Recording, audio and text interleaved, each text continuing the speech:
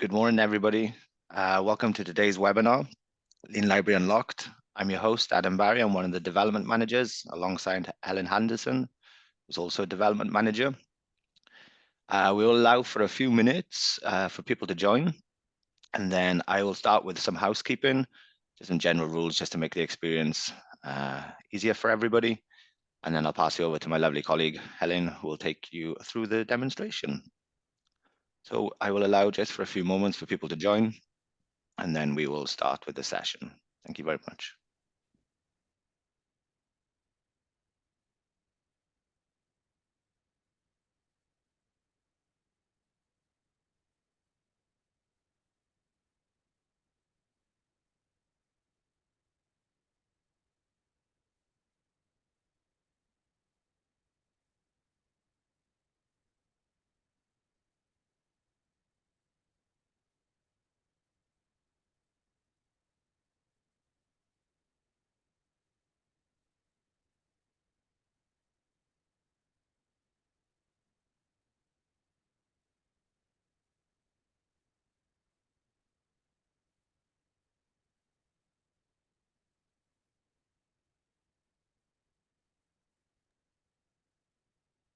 Okie dokie. Good morning, everybody. Welcome to today's webinar, Lean Library Unlocked. I'm your host, Adam Barry. I'm a development manager for technology from Sage. And today I will be joined with Ellen Henderson, development manager also on my team. And she was going to walk through the Lean Library demonstration, outlining the value that we offer to librarians, breaking down the specific feature set, giving it a very granular look.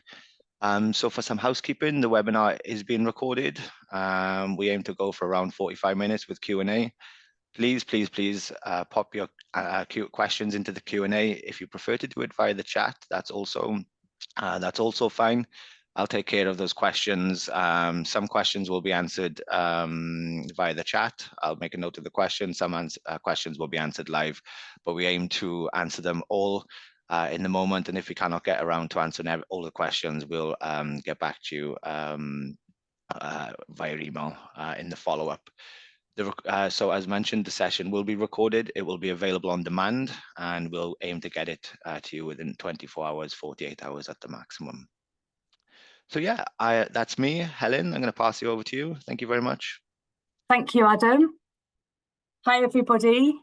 Thanks for joining us today, and welcome to our webinar, Lean Library Unlocked.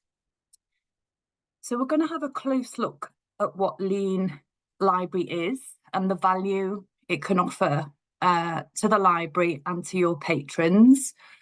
Just before I get into the detail, just to give a bit of background, Lean Library is part of a suite of products from Technology from Sage.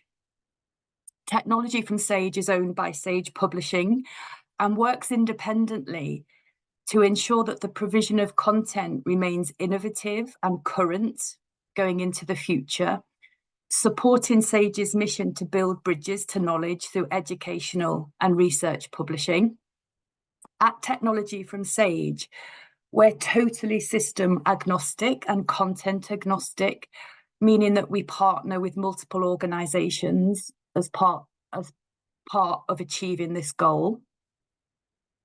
So our mission at Technology from Sage is to put the library right at the center of our activity to help advance teaching, learning and research, and to really amplify the power of the library on campus. This is the current set of products in the Technology from Sage suite. But today we're going to solely concentrate on Lean Library. So just a bit of background to Lean Library. Lean Library was started by a librarian in the Netherlands, Johan Tilstra. Johan had a mission to help students and researchers get to the resources they need in the quickest and easiest way possible, while still maintaining their privacy and security. And his first-hand experience and understanding of the library played a huge role in how the product developed, and we've never lost sight of that aim. So essentially, Lean Library is a browser extension that students and researchers download from their usual browser store. So the extension can also be downloaded in bulk across the university network.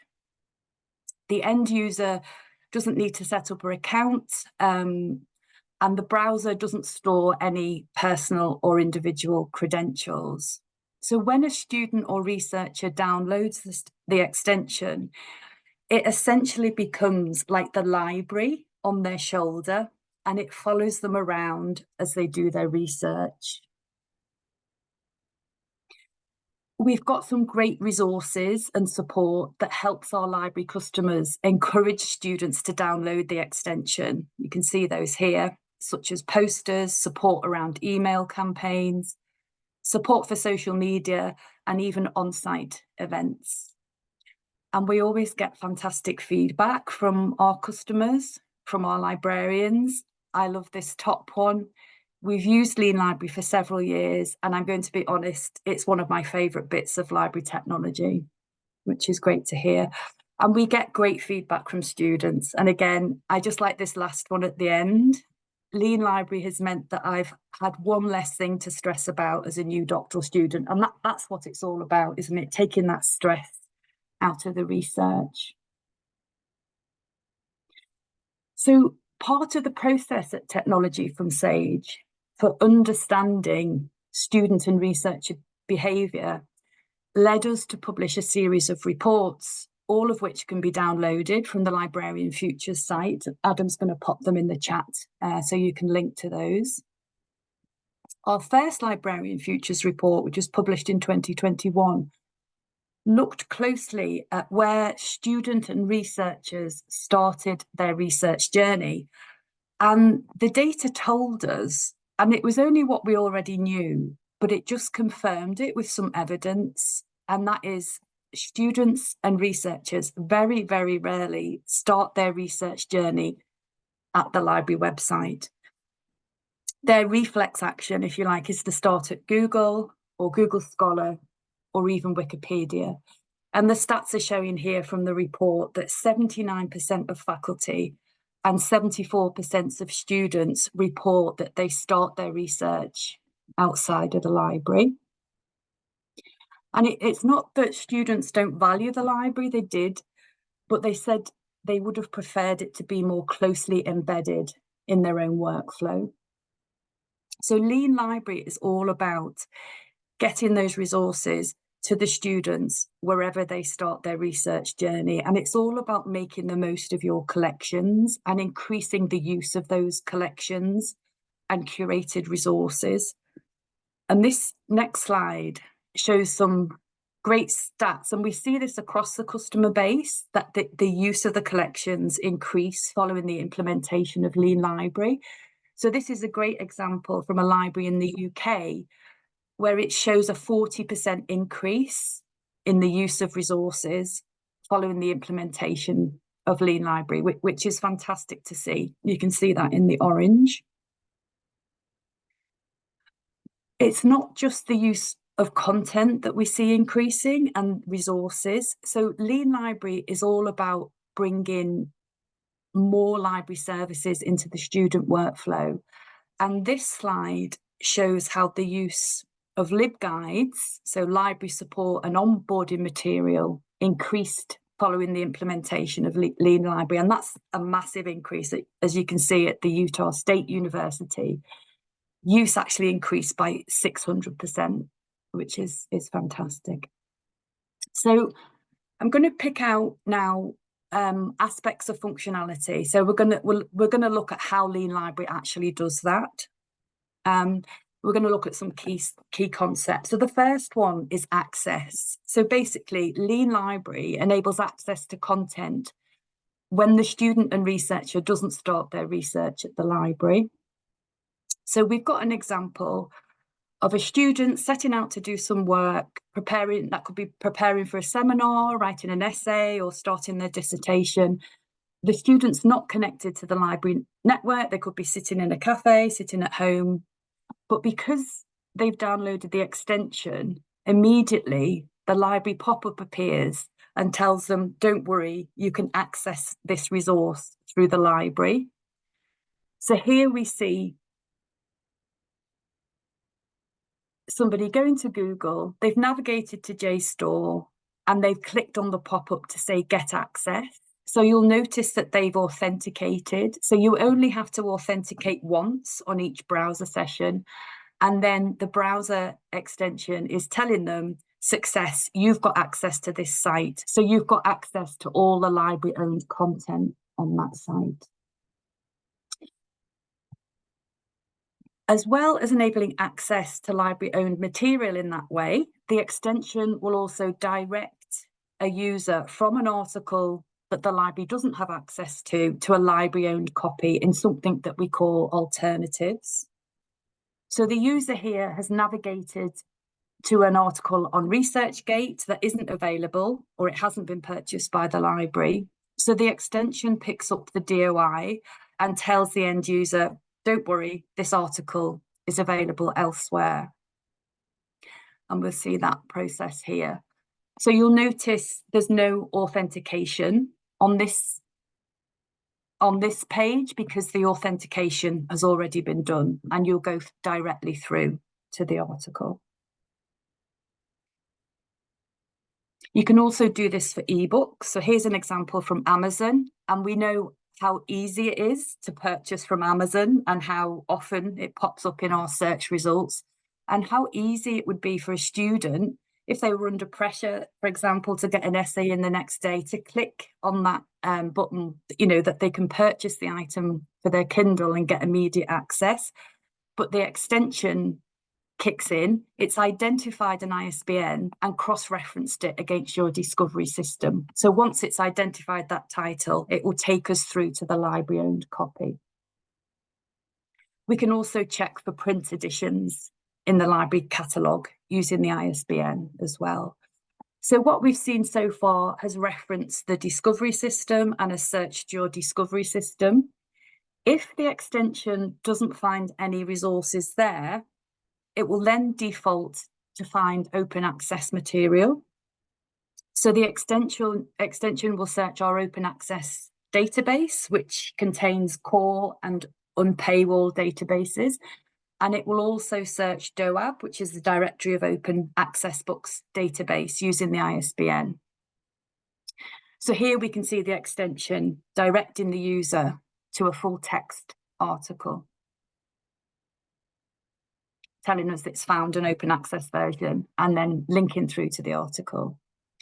And here it's telling us it's found a monograph on DOAB, an open access version. Open access achieved. So once it's looked at your discovery system, it's looked at open access, it will then default to your interlibrary loan service, and it will pop up to give the student the option to get this content into your inbox. So once they've clicked on that, it will take them through to your interlibrary loan form. It will populate it with the metadata, and the student just puts their personal details in, and it will raise that request for an article or a book through your interlibrary loan. A really great bit of functionality that runs through the whole of Lean Library is something we call highlight and search. So here you can use this on any text on a page on a website. You can highlight the text, you can right click, and you can see there that you can then click through to your discovery system. So it's all about getting that content from the discovery system into the user workflow, wherever they might be.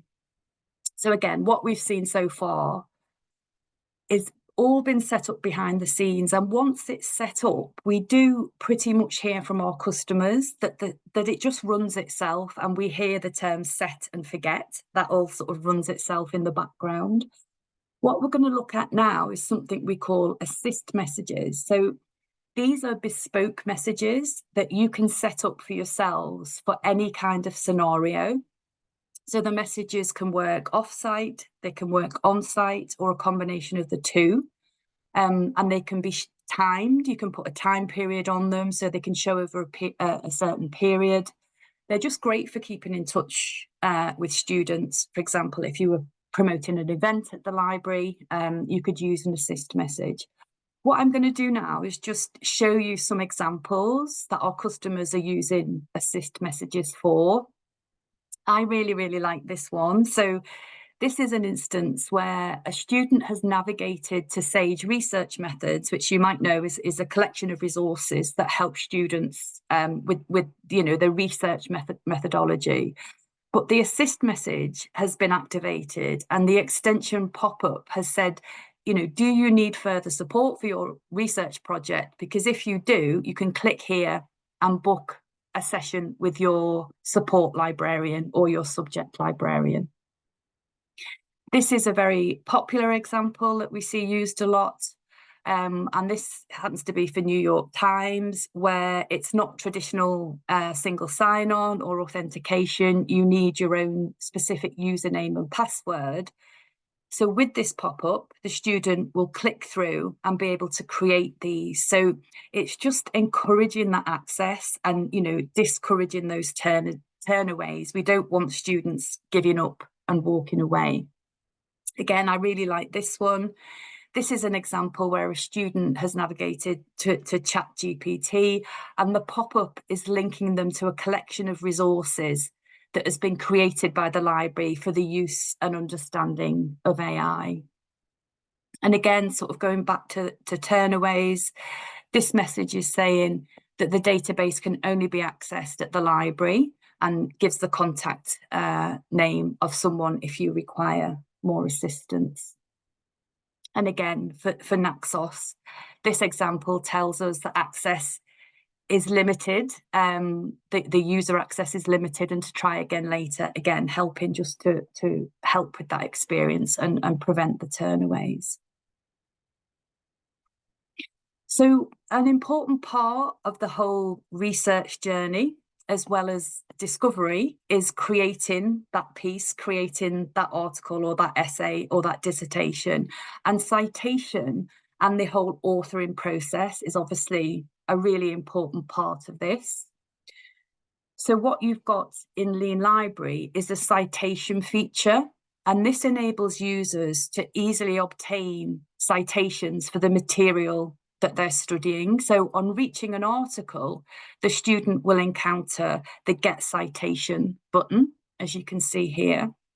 So once they click on that, they get a drop down of all the different styles and they can select their preferred style, and then they copy and paste that into their usual citation tool or into a Word document, etc. And you can prioritize the most favored citations at the top of that drop down because there are a lot there. So at the start, I did show a slide that had the 4 products that are in the Technology from Sage product suite.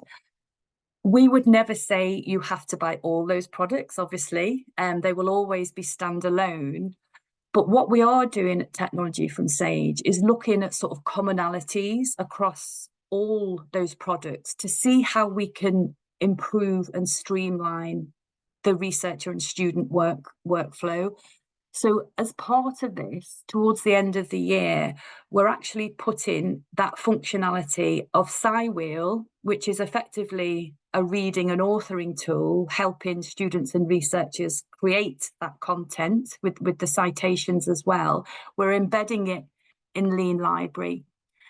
Ultimately, we want a student to be able to discover resources, engage with the resources, and then create their piece, their research, and do citation all in one place. I just wanted to show this before we look at further functionality. And this is what we call the Workflow Librarian. And this brings Lean Library all together, brings all the functionality all together. So you can see at the bottom there's what we call a floating action button. So this will have your logo. And this, when we spoke about the library sort of being on your shoulder, this button effectively follows you through the different web pages that you're looking at. And when you want to call up that functionality of Lean Library, you click on that floating action button and it brings the side tray up, as you can see here. So the next aspect of Lean Library that we're going to look at is something that we call onboarding. And this is all about the extension, not just bringing up resources and content, as I said earlier, but those other library services as well. So with Lean Library, you can support students by adding training content and support material onto specific locations to help the student understand the resource and to help them with their research.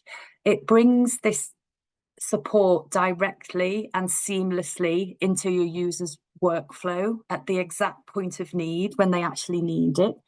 So this example is a simple example showing that someone's navigated to Google Scholar, and then that guide on how to use Google Scholar has shown when they've reached that page.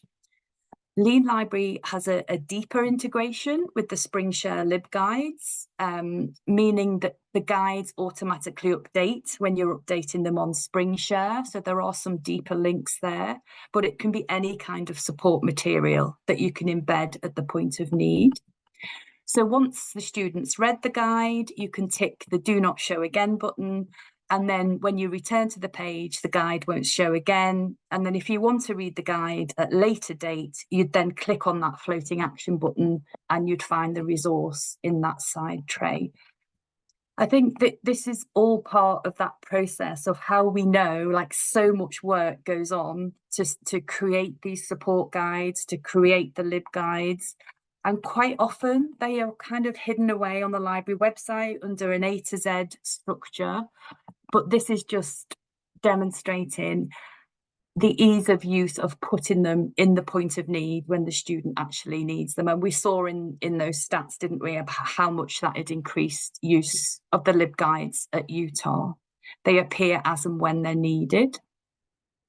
There's actually a couple of other ways you can use this part of the functionality. So you can actually link to other resources or to other collections, as these examples show here.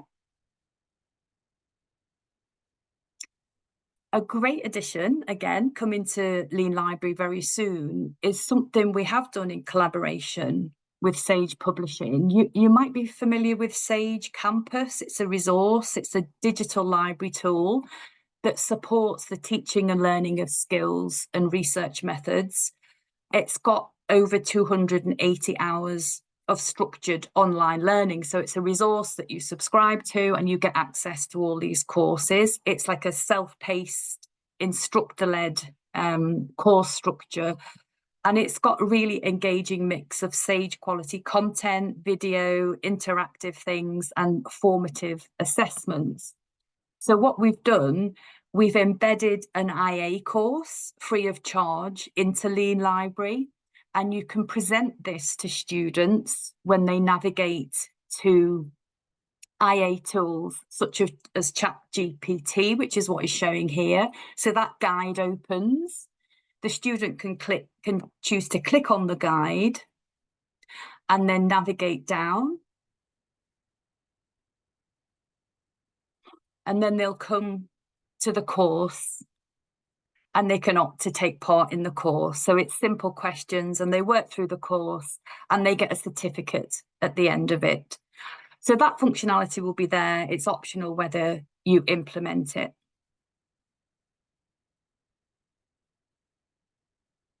So we spoke about putting more services into the user workflow. You can embed your library chat, as you can see here, and that can be called up from the workflow librarian. And what some of our customers have done, they've used Google Analytics to find the most popular pages on the library website, and they link through to these through the extension on the workflow librarian. So you can see those at the bottom in blue. It's also a really good place to link to resources that you might be trialing. And you can also embed surveys, as you can see here, like this one. This is using Net Promoter Score methodology to collate user feedback. So we We're hearing more and more that students were not going to the directly to the library website, and they were bypassing direct searching on the discovery system. So we looked at ways we could further embed those library resources, so create curated resources from the discovery layer and from other sites into Lean Library. And we do this through what we call additional library search. So what is showing here is that when a student searches on Google Scholar, as well as bringing back the search results as you'd expect from Google, the search is replicated against your discovery system, and we can see the results here, the search results also being presented back in the side tray. So you'd then navigate to that chosen resource at the top, in this case WMS, and it would link you through to your discovery system, as we can see here.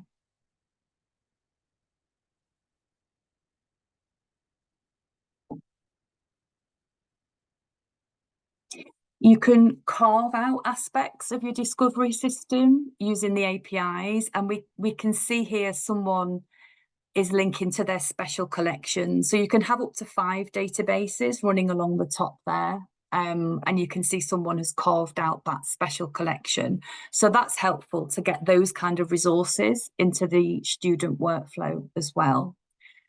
We did really think a lot about how we can maximize access to those kind of collections. And we do that through something called keyword enhancement. And this is a really great piece of functionality in Lean Library. And it's great for delving deeper into those special collections that, you know, they might be the collections that have great historical value or great local value to the institution, but might not always get the exposure that they deserve. So how this works, and we've got great examples in the UK of institutions working with their subject librarians, because obviously they bring that specialist expertise. We've also been using AI to help surface multiple keywords that are relevant to a particular collection or resource that you want to surface. So you'd collate those keywords and we would embed them in the dashboard behind the scenes of Lean Library.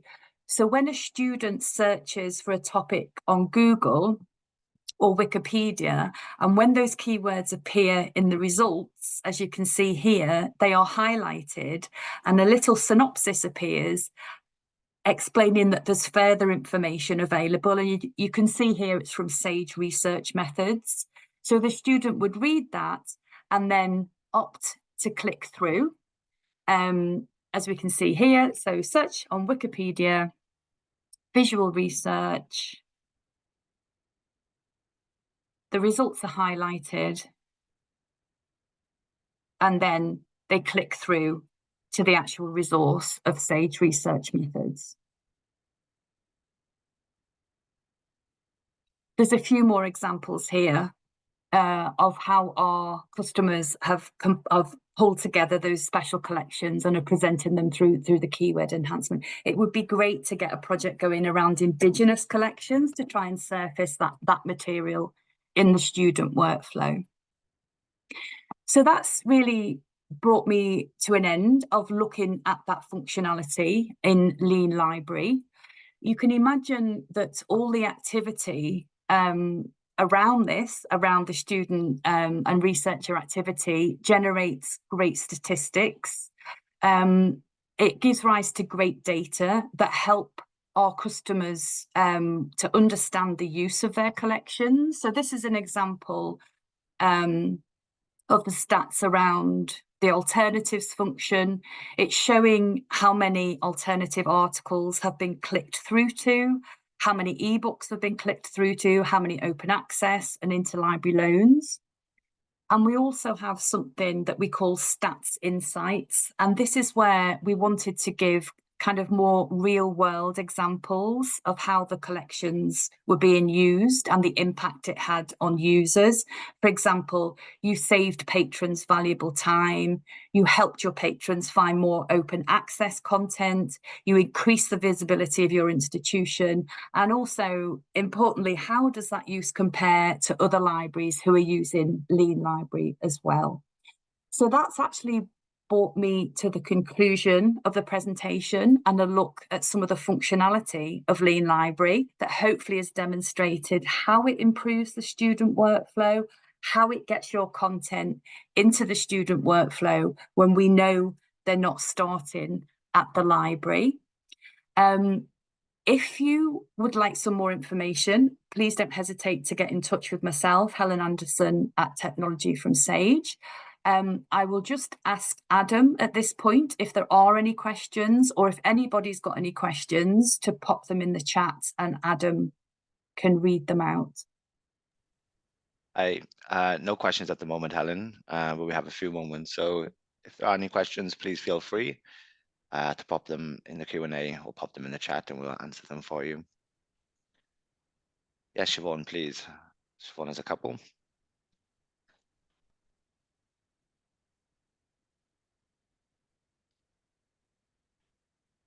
Okay, I'm just going to wait for the question. Okay, so Hugh, thanks very much for the question first. So I'll go to Hugh's first and then we'll wait for Siobhan to submit hers. So Hugh said, I'm having trouble making it integrate with Amazon. Is there a configuration setting I've missed? Do you want me to take care of it, Helen? Yes? Yes, please, Adam. Yeah. Thank you. Okay, so from the dashboard side, with regards to Amazon, generally that's going to be used to surface ebooks via ISBN, as Helen mentioned earlier. For that to work, we would need a connection with your holdings and link resolver. The tech pretty much works as a user arrives to the web page, we identify an ISBN, we obtain the metadata from Crossref, and then we query that with your holdings. So if there is a present, if there is an ISBN present within your holdings with a subscription available, that's when we would present the notification. Yeah, so is the I'm having trouble making the yeah. So as long as the holding settings is up to date. So who? Let me just check which university also. Okay, so when okay, so if the thank you for sharing. Just went back up the list. If there's nothing to show, that means that there is not an ISBN present within the holding, so it might not be you might not have a subscription to that ebook.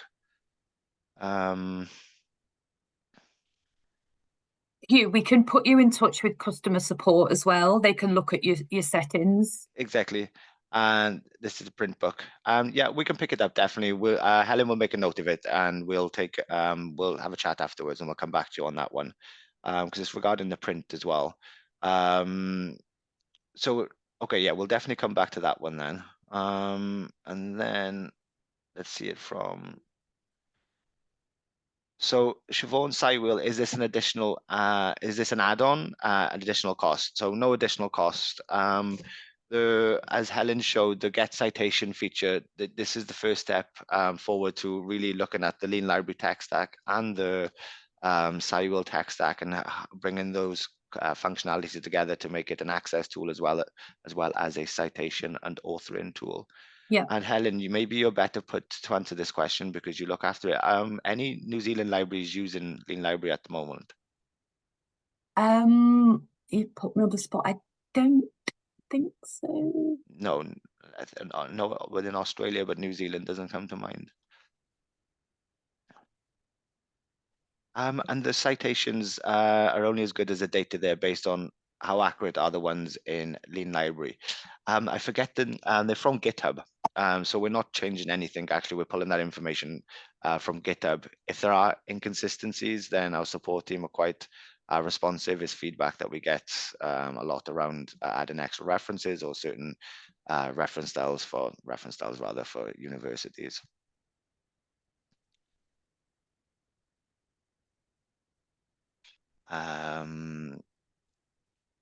Okay, I'm just working through this question. Thank you so much for the questions. I just want to make sure I miss any.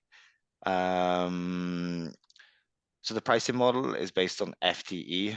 So depending on the size of the university, in terms of staff and students.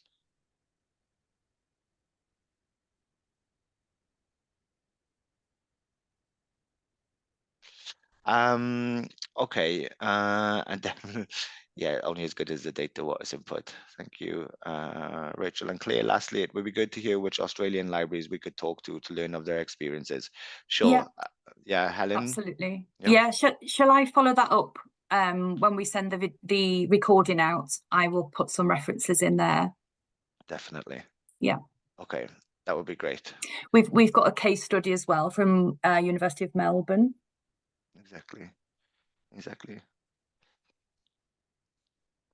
Please, any more questions? Happy to answer them for you.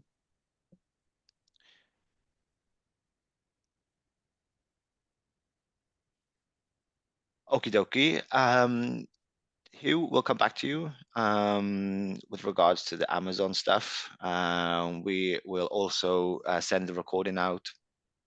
We aim to do it's early hours for us at the moment, so we'll start work in a couple of hours properly. So then the marketing team will work on getting the webinar out by the latest at Friday, but I think that might be Friday GMT. So as soon as possible, but that recording will be sent out and Helen will link to the references as well. Yeah. Other than that, thank you very much for joining. It's been a pleasure.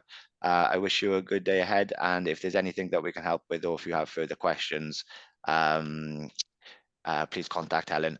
And no, you're very welcome for making her a good time for you. It's the least we can do. I know that this very much European time focused, but I'm gonna now probably log off and probably head back to bed. So I'll catch up with you all soon. Okay. Thank you. Exactly. Thanks for joining. Thank you Cheerio. very much, everybody. Bye bye. Bye bye. Bye.